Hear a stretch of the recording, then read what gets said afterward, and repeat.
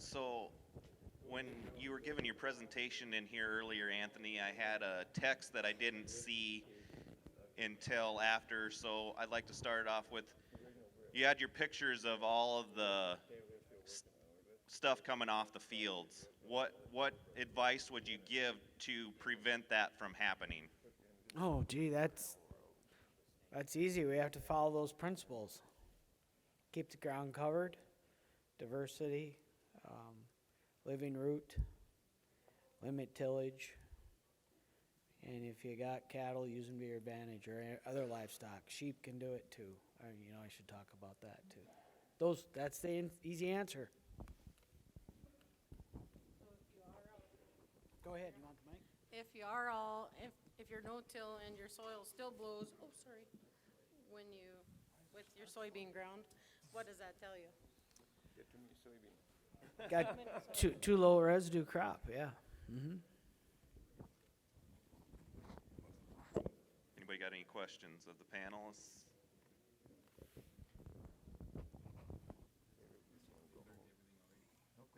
No questions?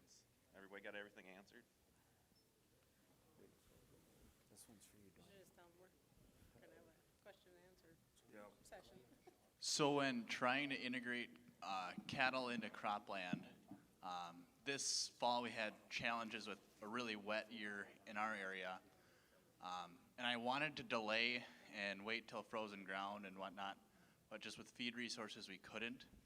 So I'm just wondering, is that still a net benefit to get the cattle on the ground and get some livestock integration, or is it more detrimental to be breaking up soil structure and essentially doing fall tillage with cattle hooves? We've had some instances where we've pocked the ground a bit with livestock, and we've tried to document it. When we're grazing, we're always leaving what we lovingly call exclusion cages. So we exclude the cattle from areas on every one of those fields, which is a real pain in the butt if you're the guy building the fences and whatever. We have yet to see an issue, and I can't really explain it. And a few years ago when we had Jose Guzman there, he was a soil scientist guy, and we just had to take 40 feet by the length of one of those fields and let them use that as a trail to go to water and back. And they really pocked it up. But one of the things, I think you get compaction when you're about at field capacity. And when you're over field capacity and wet, what you do is you splash a lot. And the next year, Jose was trying to find any damage there, and actually the corn came up first where we had the cattle go across, and it was as good as everything else. So I feel really stupid about that. We try to minimize it as much as possible and not let them. We're moving fences a lot, so we have fences behind them and in front of them so they're not parking. I think that's when you get in trouble, is when they find a spot they want to park on and they just park on it, and top of the hill and something like that. So we got a real cowboy here. Real cowboy, you want to answer that? We have real quick, you guys. We have grazed quite a few cattle, and we do a lot of different scenarios. And every once in a while, you get caught where it's either like a late November rain or something, and on our pivots, and a lot of times you're really worried. You're not overgrazing, but you're still worried, and we have yet to see an issue. Last year we were wet in the fall, and I was really concerned about it. Come fall, the ground planted nice. We're in a diversified rotation, just not corn and beans on our pivot. But I think a lot of it is our ground is mature enough to where I'm not saying it's the right thing to do, but we haven't seen an issue with it on our place. So I think about it like crossing a slough. I'll step on the cattails and walk across it and not get wet. And so basically, if you have enough residue, I think you prevent that, any pugging, or it all boils down to residue, I think. When I was down at the National No-Till Convention, and there was a comment made on that situation, on that you're actually like massaging the ground so it's vertically and not horizontally, so it's not plugging up your pores as much, and it's sending a signal to the biology, and the biology comes there, and when they get rain, then they heal it quicker, is what I was explained at the National No-Till Convention. We're gonna get a soil massager by John Deere.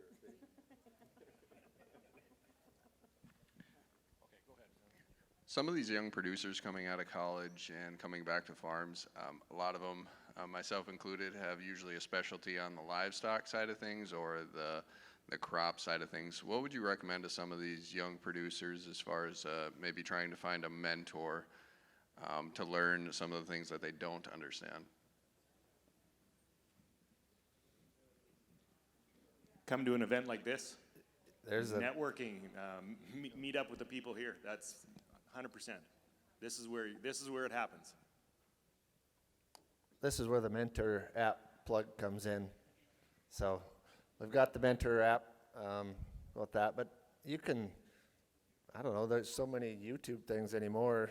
It's just, it seems like that's out there. But like I say, go network, and then feel free to call those guys and go see their place.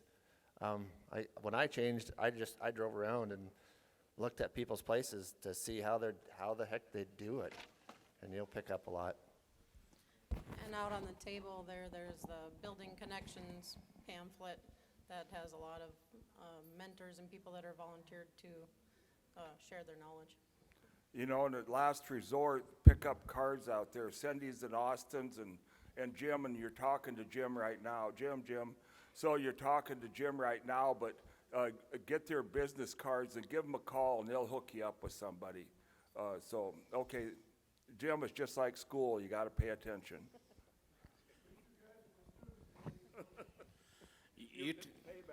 You talk about going to school to be a rancher or a farmer. I went to Northern State to be in business. I didn't even start farming until I was 38 years old. This is what I use to learn everything I know. I've been to four of the directors' farms. I've been on Dwayne's farm many times. You just got to go out and see it and get your feet down and dig in the dirt and like these guys say, networking. Excuse me, soil.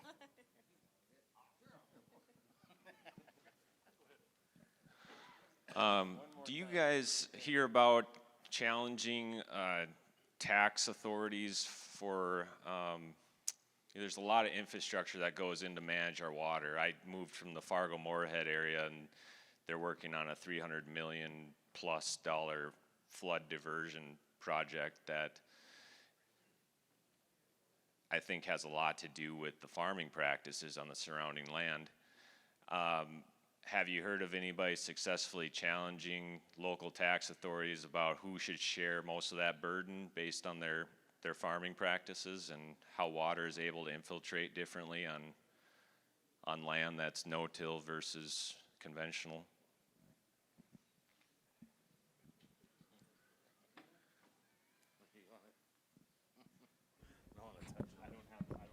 Well, it's actually bigger than that. And by serendipity, one of Senator Thune's policy advisors had spent about 6 months talking to me and calling me on things. And every time he'd ask me something, you know me, I'd take him a different direction. But the point I made to him a couple of times, if everybody did the things that they should be doing in terms of managing the land, you'd save billions of dollars on the Mississippi River and on the Missouri River and on flooding and just billions and billions of dollars. And but they don't want to hear that. You know, it's like building a circle track. So I don't know how you address that, but eventually, I know the Canadians. My sister-in-law is the mayor of Victoria Beach, Manitoba, which sits on Lake Winnipeg, which gets all the stuff coming out of the Red River. And she's very aware of what farmers need to be doing to make their problems less. And there's a kind of a cross-border group of mayors in North Dakota and Minnesota and in Manitoba that are trying to address that politically. So yeah, I think we need to do those things. I mean, just the dirt in the ditches. You know, the dirt that used to blow in the ditches. And one of our board members at one time said to me, you know, I just hate it. We have to go out and dig them ditches out all the time and put that dirt back in the fields. And I said, well, why are you putting it back in the fields? I said, doesn't your county need dirt for roads? And he said, yeah. I said, just pick it up and haul it back to your county yard and see what happens. And he called me the next year and he said, boy, they're really mad. but they quit letting the dirt go in the ditch. They went out themselves and dug it out and went in the ditch, but they weren't going to let the county have it. And we need a little bit of that kind of approach. It might be more effective than anything else. I personally think it is our responsibility to solve this in the ag community. But we all know as soon as you talk to somebody that farms conventionally about tillage, they do get offended. And I don't do a very good job of being nice about it. But I do think it is our responsibility, and somehow in the ag community, we need more things like this to help change the mindset. And that's what all this is a mindset. And once we can change that, we can make positive effects. I truly think 2 years ago when Nebraska had that seriously flooding in late March in the Keepaw and broke the dam in Spencer when all the water ran from South Dakota. I think that was a big part of our agriculture. And it's not just on cropland. We're not infiltrating our rangeland like we should. So we are responsible. So, as a Soil Health Coalition board member, the first convention I went to, I watched and learned just like you guys, and some of you guys are here for the first time, and I was blown away by what I saw. And none of that was taught to me by telling me what I was doing was wrong. Everything was taught by saying, this is what we've done, this is what's changing, this is what's happening. And the light went on for me. So then I went home and changed. And so as a Soil Health Coalition, we try really hard to, I think, maybe stay away from issues. But I think it was said earlier, we're preaching. And, you know, we can't make you change. We can show you things that'll help you in the future and help our environment, but we're not here to force anything to make you change. We're here to show you, and hopefully that spirals with somebody else and a light bulb comes on with somebody else and it just keeps growing. And I think you've seen that in your area. I think you mentioned last night that there's kind of a revolution happening and it's growing. So Yeah, I would just add that, along Shawn's point, that our mission is to promote soil health, and we try to stay non-political and stay away from policy making in either way, but we try to educate so that we can, like Shawn said, everybody says, we try to be the leader in our own neighborhoods, basically, so people see what you're doing and you're improving and you're profitable at it, they can see the change. And when your neighbors start asking, boy, what are you doing? I'd like to learn a little bit about that, or what would you recommend here or there?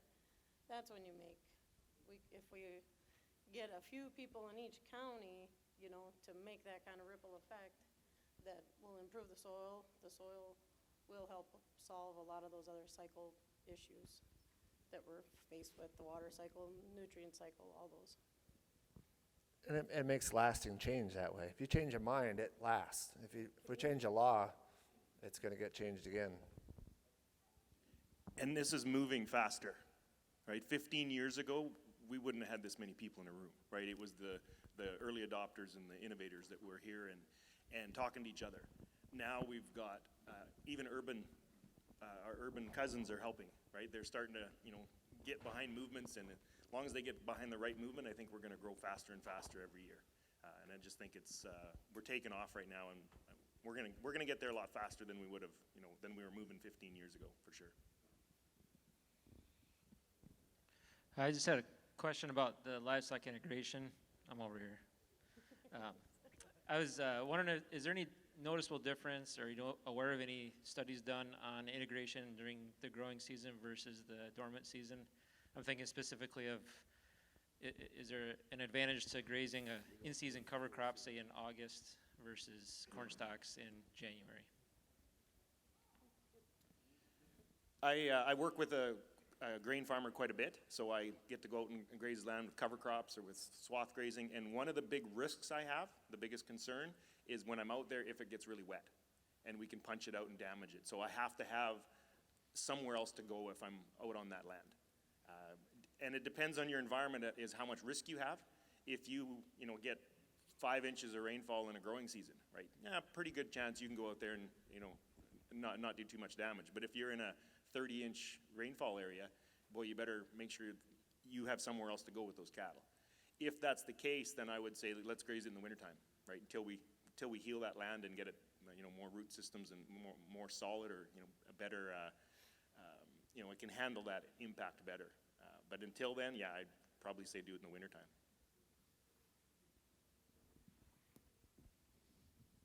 Yeah, one of the issues is quality. We swath graze, which I stole from the Canadians, and that works really well for us because we can swath when it's the right quality, and then graze out of those swaths in the wintertime. They're out on the land yet, and they're spreading their manure and things, but we get the quality. If we don't swath right, we don't have the right quality. We kind of missed a couple of fields this year, got a little bit too late on the swathing, and the cows don't like to eat it well. But Cody, who works with us, he's our livestock guy, our livestock integration guy. He always wants to leave some that's on swath to see what it'd be like. And we humor him, but it's never worth a damn, and they won't eat it because once it gets snow in it, they don't want to eat it because it's too hard for them to stick their nose in there every time. But it gets past quality. It's hard to get that quality right. You never know when it's going to freeze in the fall. So to plant something that's going to be about right, I think the only thing you could do that I've seen that done in Alberta is corn, where they graze the corn in the wintertime, but they plant it relatively late, and then, yeah, it can go different days and be okay yet to eat.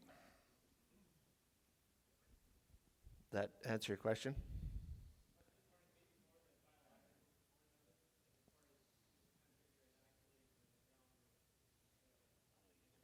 More of a biological support. So when I first got in the Soil Health Coalition and started changing, I was at Dwayne Beck's, and I said, I'm going to quit haying and just grow cover crops and graze them in the winter. And that's still kind of what I do. And Dwayne said, it won't work forever. Mother Nature will figure you out. And I think I'm seeing that now, and it hasn't been that long. But for me, the bang, I'm missing, in my mind, I'm missing the bang for the buck, because cow's not out there taking a bite when that thing's green and growing. And so that's when you would get that exchange of sugars and so on. And so we try to, at least in some part of our rotation or whatever, try to get either a winter annual or biannual, so we can get something growing early in the spring so we can graze that, or we'll plant in an early mix so we can graze it. Like this last year we grazed that thing twice. We grazed it early in the spring and let the cattle terminate it, and then we went back in with a warm season, and now we're grazing that right now. But I think I'm right saying that if there's not a lot of biology getting transferred, I mean, you're not capturing any sunlight with a dormant plant. But the soil biology, I've got a set of slides that show that. I didn't put them in today, but in dry or brittle environments, if you're a fan of Alan Savory's, he talks about the soil biology stopping during these dry periods, and the rumen of the animal is wet at that period of time. So if they're out there, the soil biology is being continued with that animal. And similarly, in a day like today, the soil biology is probably going pretty slow today. But the rumens of the cows is nice and warm, so that biology is continuing to go. So I think that's one of the benefits of what we're doing, even though we're out there in the dry times and the winter times, we're out there with cattle.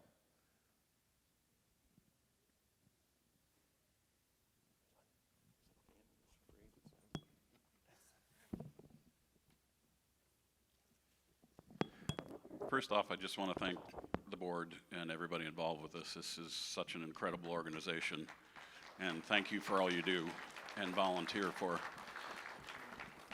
This is Alex and my second meeting, and one thing that we've really learned from you guys is to think outside of the box. You talk about bale grazing. Well, our livestock consists of a couple dogs and a couple cats. We had a lot of deer around our area. Would it work to set a bale on some of those really salty spots? And I guess we're not out much to try, but just wondered if that was an idea that could work or not. I stumped him. Well, I think the salty spots, you bale them and you put them, take the bale up to the dry. The top part, remember the discussion not long ago about the Italian ryegrass, so you put that in the salty spot and then move the hay up to the top of the hill where the fertilizer came from. But yeah, you could feed deer there. If you're in Alberta, you get a bunch of damn elk in there. That'd be a good deal. You know, Mark, I think that'd work. And then the thing you want to stop is the evaporation from it anyway. So then you go in there in the spring or the summer and you spread out what's left, because there is going to be some left. You still want to leave a layer. But I mean, just see how they do it. You're not really out anything trying it, because you can always roll it out and help your salt spot. So I don't think you're out anything. One bale taken from the salt spot to the top of the hill. But if he's not making bales. Yeah, but they're still going to help with the evaporation, because The big advantage to bale grazing is the soil armor. Instantly, you've got soil armor and covered. Honestly, one of the things I say all the time is I don't care what your soil base is. It's your job to grow soil on top, right? Years ago, I grew soil on top of concrete. We had an old hog barn that was in one of the fields, and it was gone. It was just the concrete slab left. It was just outside the yard, a little 5-acre field, and then I had about a 60-acre field in behind the trees. And it was just this waste of space, so I bale grazed across the concrete. Within 2 years, you couldn't see the concrete, right? Because I left all that residue on top, and we started growing pasture, and it was growing fantastic. So I don't really care what the base is. If we can create something on top, then we're going to get some growth, and it's going to help. The good news about that story is about 4 or 5 years ago, I lost that piece of land to a grain farmer. Oh, Yeah, I don't even have to finish the story. He hasn't worked that little field up yet, but one of these days he's going to. So. Mark, just to clarify, so you're not going to use hay off this salt area. You're going to bring something in from that isn't raised in the salt. No, I don't think that helps you that much. I like residue on our salt. You need to put a perennial around it or something like that to dry it out.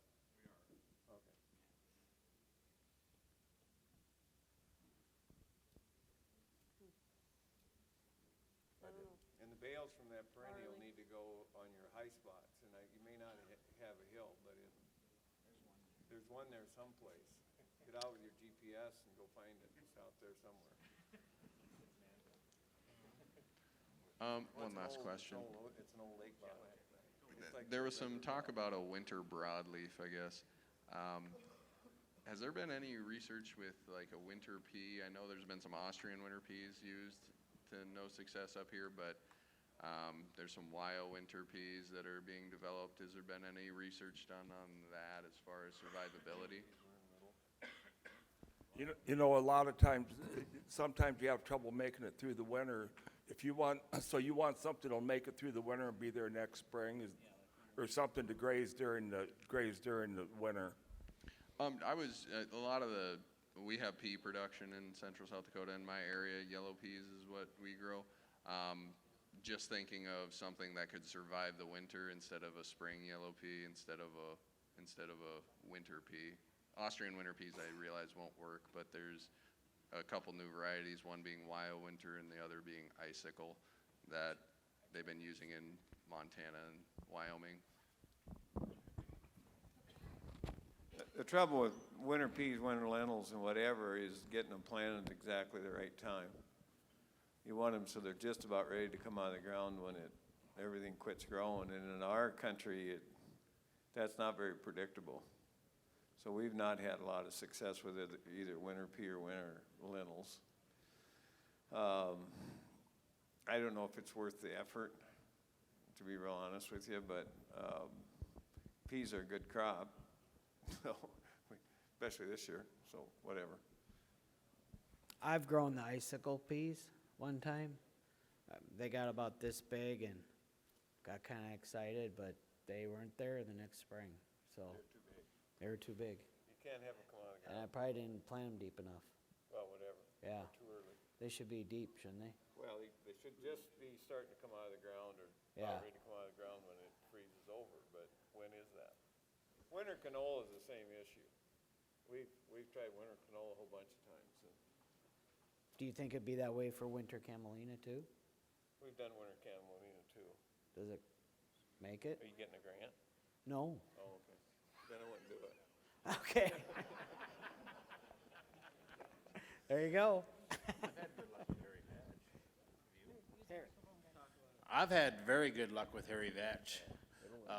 In my mix that I plant after wheat or oats that I plan to graze, I do like a 20 to 22 seed variety, but I always want to have a few things try to overwinter. So I put in there winter barley, winter triticale, and hairy vetch, and the last 3 years I've had those three species come green in the spring. And then it's before corn, so I terminate them before I plant the corn. And I'm not looking for the nitrogen, I just want something green in the spring to collect photosynthesis for, the months of March and April. Yeah, but hairy vetch will overwinter, doesn't start all that fast in the spring. So for us, it's, we'd like to have it dead, and it's not done much in the spring, so we're not as, and then it is a plant that'll keep on living if you let it go to seed, so it'll be there for a while. I want to just comment on that. We planted in 2006, and we still got it in that field. It was a dry year, and we didn't. We planted a triticale, and we really didn't really make hay. And then all of a sudden, late in the year, the low spots especially started really blooming. We went out and hayed it, but there's still a lot of shatter.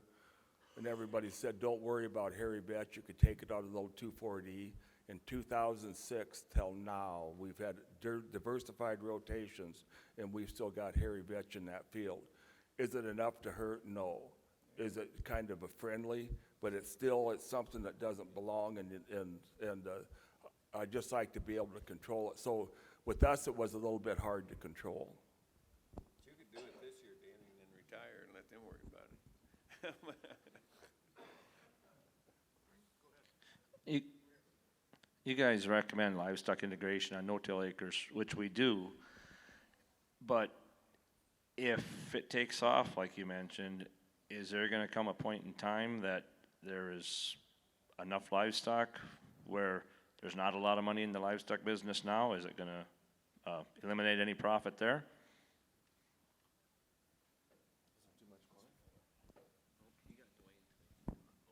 I would rather see the hay business go broke and cattle in the landscape of cover crops and corn stalks. We spend an awful lot of money in this country putting up hay, and like he said earlier, the Australians wonder why our cows don't have legs. And if you really think about it, it is sort of foolish that we bale up all this hay and spend that much money on hay.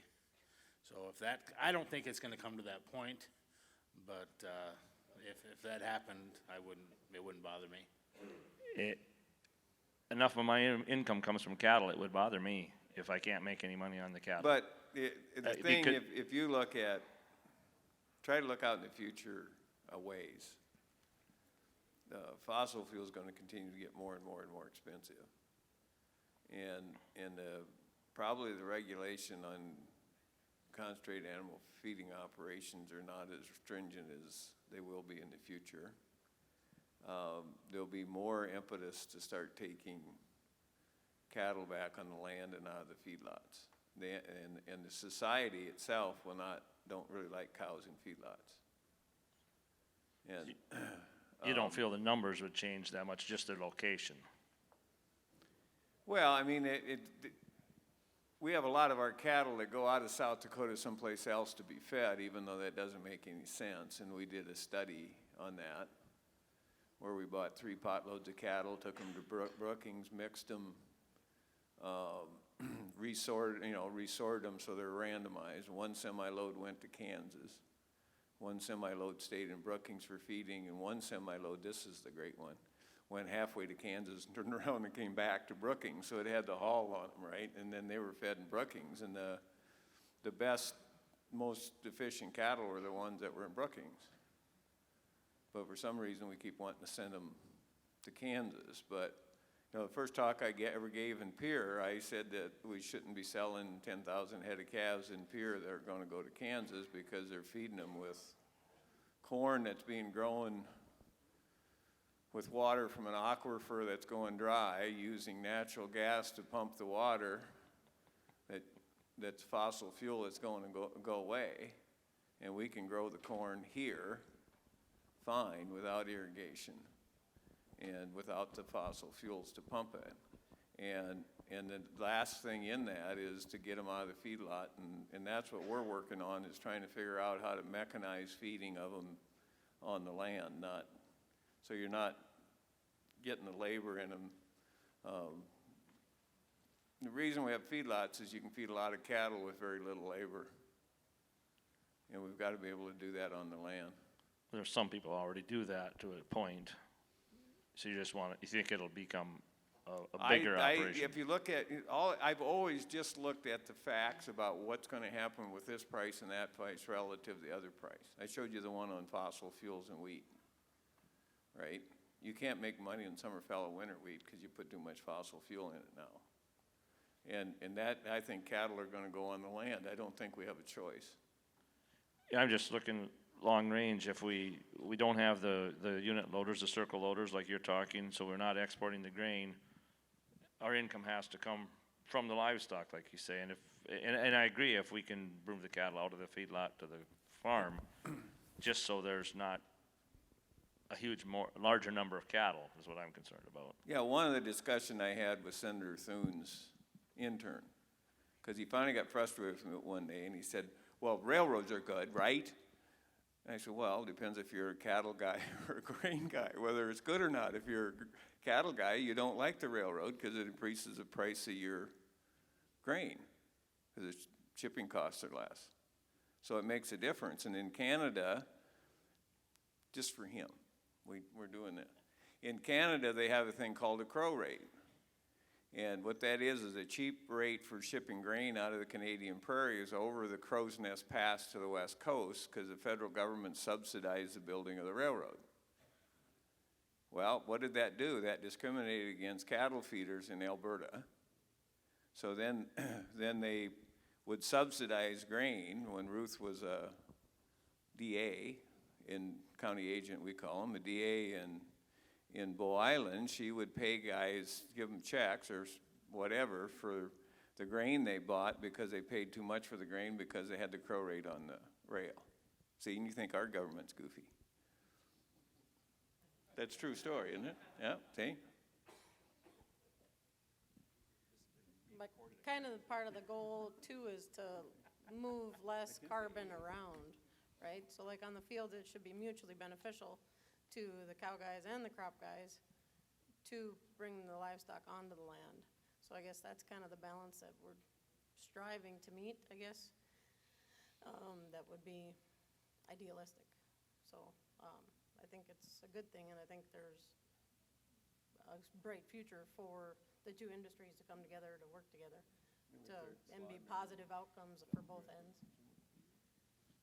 I guess we have cows and... The consumer, right off of that Well, ideally, we'd send more meat to China than we would grain, because we keep all of our fertility here instead of sending them the crops and they getting all the manure and the meat. And ideally, that's what we would do, feed more here. Using vetch in a cover crop, is there a certain inclusion rate you gotta watch out with cattle with vetch? I thought hairy vetch had sort of some issues on grazing. And I don't feed it. In the fall, it's very short. It barely grows because it winters. And in the spring, I'm not feeding it. I just want my crop ground to turn green in the spring before I spray it off and plant my corn. So I'm not feeding it. But I'm sure it'd be just like alfalfa. How about on how about on camellia? Is there any issue in camellia grazing it? I don't know that, I don't know. Brassica. It's a brassica, right? It probably isn't, yeah, Well, it's all right, but. yeah. Diversity. I just want a living root, that's my goal.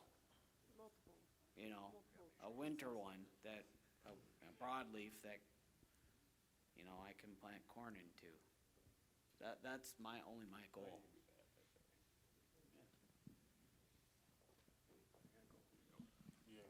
Now I got something for Dwayne, he can shoot me down. A few years ago, I was talking to Dwayne, and he was talking about this stuff, and he says this, how many tons of nitrogen and how many tons of phosphate and potash go out of the country on every unit train, and I was loading the unit trains pretty good, and so really got me thinking a little different. I'm coming from a different prospect on this thing, because you guys are all talking cattle. Well, we got a private grain company down there that's got into the custom grinding for feed, and there's an outfit feeding hogs in our area, and the one mill is putting out 100,000 bushels a week of corn, the other one's doing 200,000, and I've got some of those on my land, getting the manure off of them, which is what I want, and yeah, it's not cattle manure, but I think that elevator, they said they've got 60 guys working for them, and so it's helping our local economy, plus our grain basis is better than I've ever seen. It's even been plus, and I think last summer it might even hit as high as $1 above. Pig poop's good. The problem with pig poop's determining how to get it out there. If you're long-term no-till, you can put it on the surface. The Danish people that come and visit us, they have a lot of pigs. And in Denmark, they're required to apply their liquid manure under a cover crop canopy. And so they have a drop tube with a splash plate, and that's where they have to put it on, which I think is a good way to do it. Well, we've been plowing it down, or there's, this year my nephew used a tanker, but I said never again, that packed the ground too much. The guy that was running it was on one of these RX John Deeres with a big minimum disturbance drag line.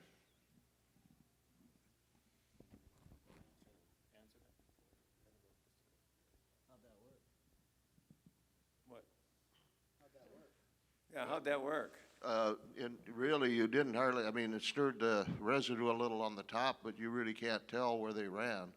Yeah, I think you could do a John Deere Nutriplacer if you wanted to put it in the ground, but something like that, it's almost like a John Deere 750 drill opener. But Well, these are a little different. There's commercially available units made with a coulter, and they're using just a coulter to cut a trench, and then they got a hose or a tube blowing it in behind, and then some wheels that just kind of scratch a little bit of the residue back on top. You know, at our soil health school, the NRCS had 2 or 3 different ways to inject manure, whatever you're gonna do, and they gave a really good presentation, so that's another plug for the soil health school, because they realize people are working on this. So I mean, another plug for the soil health school. We run pasture pigs, so I deal a lot with pig poop. The one thing that the issue I'm having on that one field, we've been on the same field now for I think 6 years. The phosphorus is through the roof in the soil test now. So we're gonna move because I don't want things out of balance, so that's. Well, we've got zoning down in our area, so, you've usually recommended, zoning is 1,000 animal units or 2,400 head barns, and usually, depending on which county you're in, you at least need to have 2 quarters of ground and maybe some more. Davison County has even got more stringent. They want 4 quarters of ground for each 2,400 head barn. Ours are on the ground, so it doesn't matter. They don't need to be in a barn.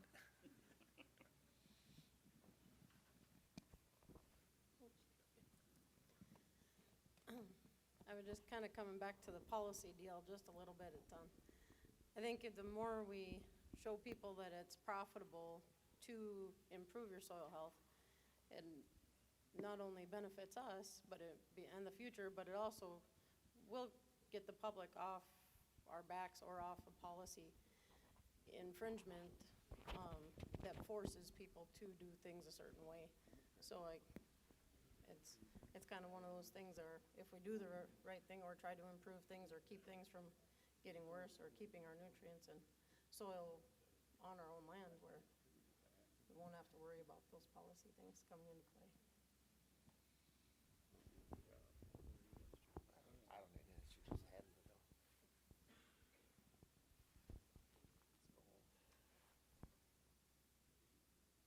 Anything else? Does anyone do any interseeding or polycropping at all out here? Like anybody do any peas and oats that you separate at harvest or anything like that? I see a nod. Would you want to tell us about it? Yeah, we've done that. Our whole farm's actually mixed. So we've got an understory of something, different types of clovers and that sort of thing growing in just about everything. Okay. Can you tell us a little bit about your rotation? Right now, we are peas, mustard, wheat, flax, oats, those crops in our rotation. But we have been, and yellow mustard. The yellow mustard's been working really well. We run a small rate of forage oats and a yellow blossom sweet clover at planting with the yellow mustard. So we'll put the yellow mustard in like 10-inch rows with 20-inch bands of yellow blossom sweet clover.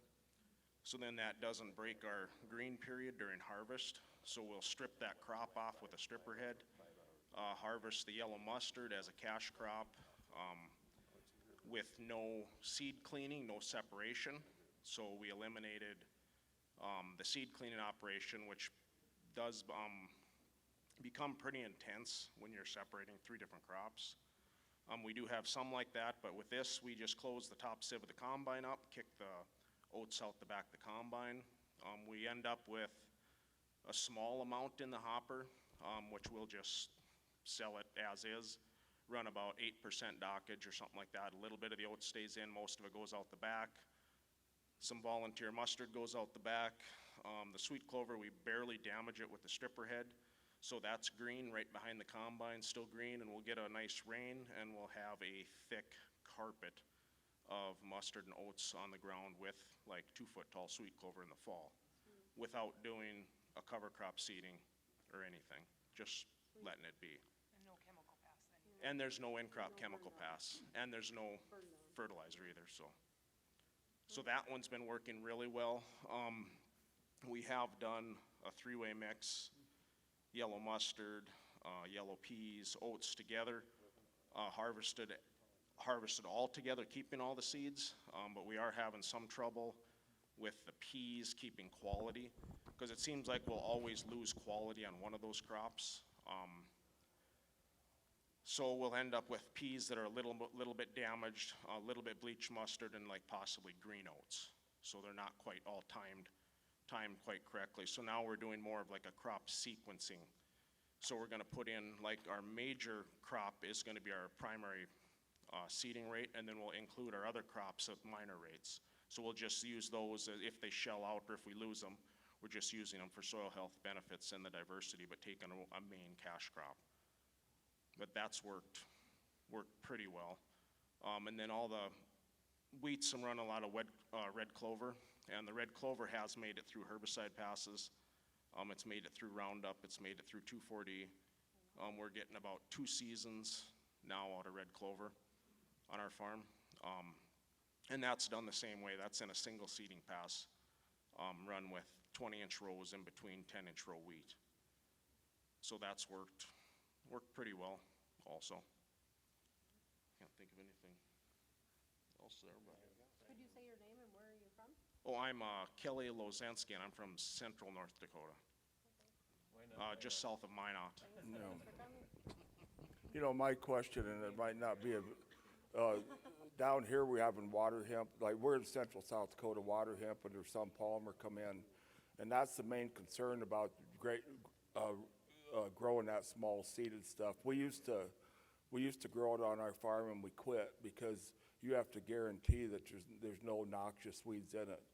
And that's the one thing that kind of bothers us a little bit is so we quit growing them small seeded crops because of that. And I'm not trying to say you've got it. I hope you don't have. We didn't have water hemp until 2 years ago, but it's a kind of an eye-awakening experience for us. So we just, instead of getting away from the liability of it, we just quit putting the small seeded ones in. We want something seed big enough where we can clean the weed seeds out. Sure. I'm not trying to say you're doing the wrong thing, don't get me wrong. I'm just telling you what our experiences was. I had a question, and it's kind of for all of you. Last week, or maybe 2 weeks ago, Regen Earth came out with a verified regenerative certification through Understanding Ag, and I was wondering if you guys had thoughts on whether or not a regenerative certification is necessary or how that might benefit growers. Levi, don't you have it? What's that? With the grain millers, In my opinion, it's going to be really hard to certify that because there's so much variance. Okay, right? I mean, to be organic, you can't use chemicals, and you can't, there's these things you can't do. With regenerative, I think we've got a bigger tool belt full of tools. Outcome-based, not input. Okay, yes, so. Well, it's outcome-based more than input-based, whereas organic is all input-based. You can't do this, can't do that. And the certification should be more outcome-based. This is what we've done with positive things, not negative things, so to speak. I think it's probably valuable. I think it's valuable, but I don't know if they're, is it going to get watered down and get lost in the, get lost in all the shouting on labels or, whatever.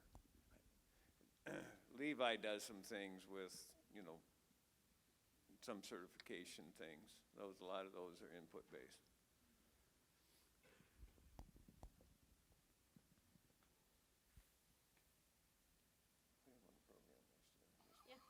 Right now.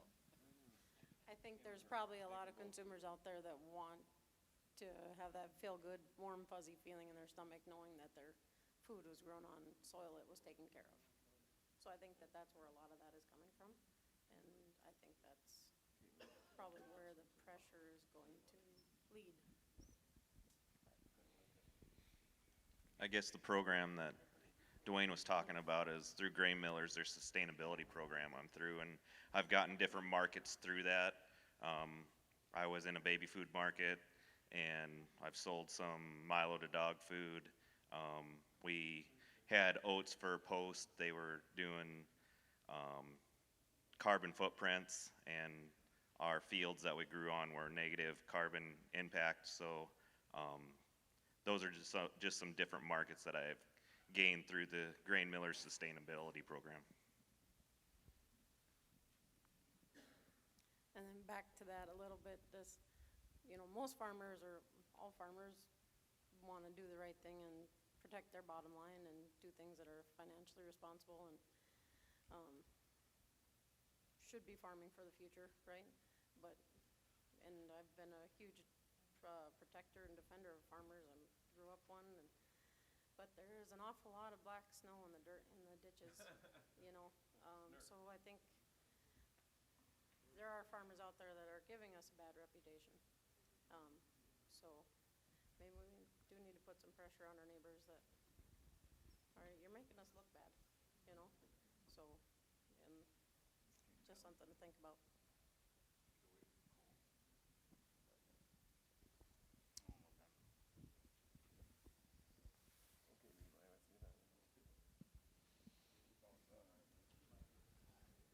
I got one more if we're done. This has been running through my head this last couple days, and it's just pretty simple.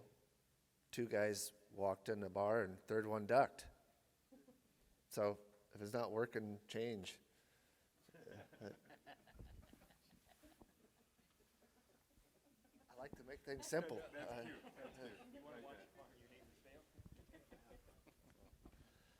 We really appreciate everybody coming out. It's we were a little bit worried when our speakers were starting to drop off from COVID, and I think my vet says at home, if for every cow that's pen riding and cycling in the corral, you got 8 more opens. I figured we'd have a lot less crowd here, and so appreciate you guys sticking it out, and coming out in the cold. So thanks.